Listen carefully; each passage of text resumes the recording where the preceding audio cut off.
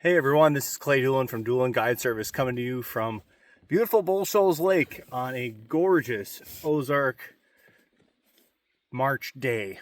It's been over a month since I made a video, mostly because there wasn't a whole lot to make. I'll be honest, it was really a tough February for me. It just was tough getting out for a lot of people. There were some tournaments that were done, and there was a lot of people that did pretty well in those tournaments, throwing A-rigs and such over the month of February, whether it was on Table Rock or on Bull Shoals Lake. But I did not get out as much as what I would like to because the weather was so awful. We had snow and blizzards and, single digits, and it was all over the place all month. This February did not turn out the way that I wanted it to, and I just felt like I wasn't going to make a video and give you guys any information that I didn't think was that pertinent. That's all. But now we're moving into March, and March is now the awesome month. You get, these great months like November was, and leading into December, and then you've got March that leads into April. And in my opinion, end of November, beginning of December, and mid-March throughout April is the times to be here. We are now March 10th, March 11th, something like that right now. I should have known the date. But anyway, I've been on Bull Shoals quite a bit lately, and I've been on Table Rock quite a bit lately. The walleyes have definitely moved up. You can catch walleyes on a shad wrap or flicker shad trolling on Table Rock up the Kings River or up the White River. Kings River seems to be a little bit better than the White. There's some bigger fish being caught, like just a few of them, but a lot of males. On Bull Shoals, however, it's like, these really nice eatable fish, in that 20 to 24 inch class, and occasionally a big one will come, but they have not come all the way up to the dam at the Power Site Dam. They're more out in the main lake and in about 10 to 15 feet of water off big rounded gravel points on the main lake. And trolling seems to be the way to get them, or at night with a sucker minnow on the bottom up by the dam. But I don't hardly ever do that. So bass fishing wise, Table Rock has been fishing good. Lots of fish are being caught. Forward looker, A-rig, brush piles. That's not kind of my gig, but for those that can want to find it, want to use your forward looker, want to find brush piles, man-made brush piles, throw A-rig like that.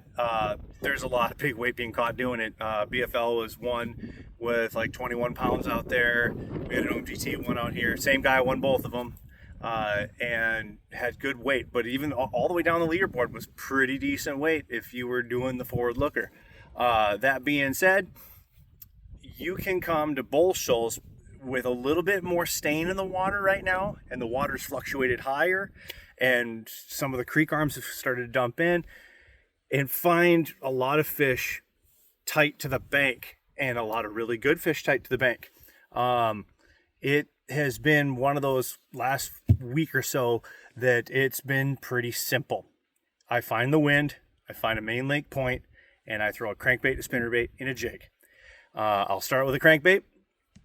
I'll work that point. If I catch a couple, I'll remember which point I caught them off of. I'll come back with a spinnerbait, catch a few more, then back off that, drag a football head out deep, catch a few more. Wherever you find them, they're usually parades of them and good ones. Today I had a 22 to 23 pound bag, something like that. It was a high 22 pound bag for my biggest five, and I probably had 25 or 30 fish in a short order. First cast of the day was a 5.5 pounder, 2 feet of water, crankbait in the wind. You got to find the wind and play the wind. It's going to be your friend until they start moving to spawn. We are in pre-spawn, late, early pre-spawn to mid pre-spawn. They are not moved back into the coves and back into the pockets yet. They are on the points that lead into major spawning areas and spawning flats, close to the main lake with lots of wind on them. All the fish I'm catching are heavy. Their guts are full. mostly because of a big shad die-off we had over the month of February, which caused fishing to be a little tough for a lot of people, myself included. I did not figure out how to play the shad bite to my strength, to my abilities, to the best of my abilities, and I should have, but I didn't. I also didn't put in a ton of time either. But right now, fishing's good. Fishing's good. It went from not being so good to being extremely good in no time. It looks like there's blue skies and it's flat calm where I'm at right now, but honestly, it's gassing out on the lake, 25, 30 miles an hour. And in my opinion, that's what you got to be fishing in right now. It's not necessarily what color you're throwing, what bait you're throwing for the most part. I mean, if you just keep it simple, with a crankbait, a spinnerbait, and a jig, and you just go fish the things that are windy on the main lake, for the next week or so, maybe 2, that's what they're going to do. And then they're going to move back into these secondary points in the creek arms. And if we get some rain, they'll start moving into the drains and you can start throwing a spinnerbait, catching them in dirty water. Well, that is the long and the short of everything. This is going to be a fantastic March, fantastic spawn. I don't see the weather patterns taking a tank for the worse. Meaning that there's no major rain on the forecast for the next 2 weeks. Just a little bit here and there. If we got major rains, we would have an incredible bite on things like what's behind me. These big drains, they end up being waterfalls, and you can just dominate throwing a spinnerbait in them. But I don't know if we're gonna get that this year. We might not. But one thing that is good is if the rains don't come, the spawn and flipping the bushes, flipping individual laydowns, finding beds, things like that is going to be amazing in April. So that's the report. That's the overall synopsis of what's going on both Bull Shoals and Table Rock. I've been on Table Rock a bunch more in February than I was in March.